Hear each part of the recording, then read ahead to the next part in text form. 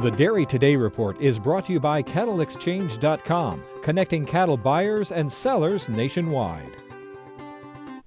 On Wednesday, the USDA releases its latest WASDE report. Many expect the department to continue lowering feed demand. In August, USDA dropped feed usage by 725 million bushels. Iowa State ag economist Chad Hart says the low 2012-2013 carryout is putting the stocks to use ratio at about 6%. He says normally it's preferred to be above 10%. According to Hart, China's hunger for corn is a big driver. Currently, about half of the global stocks are being held there. Shipments to that country rose 36% from June to July and could hit a record this year. Class 3 milk prices continue to inch lower. According to analysts at FC Stone, market demand remains uncertain.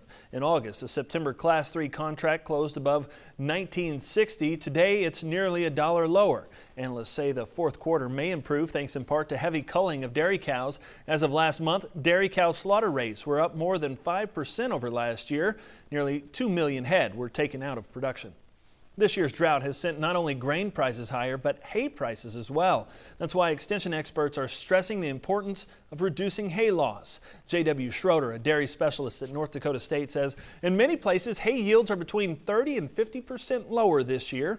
As dairy producers struggle with high feed costs, he says it's a good time to consider hay loss. He says it's not uncommon to lose 15 to 30% of the harvested hay crop if it's left outside and uncovered. He says some of the most common causes of hay loss are too much moisture and things like rain, snow, or dew, the number of months it sits before being fed, air temperatures, high temps lead to higher losses, and the type of hay it is. Schroeder says storing hay inside and off the ground can reduce losses to between 4 and 7%. There are also new plastic bags that can protect round bales for less than $10 per ton.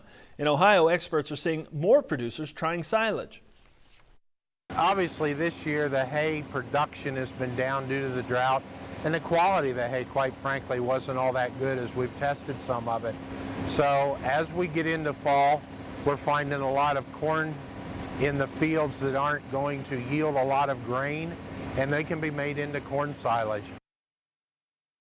Smith says he continues to get questions about chopping corn for silage, including how to do it without a silo. He says these new plastic bags are easy to use and a good option for low-yielding corn. Silage can help cattle owners create a lot of feed on very few acres.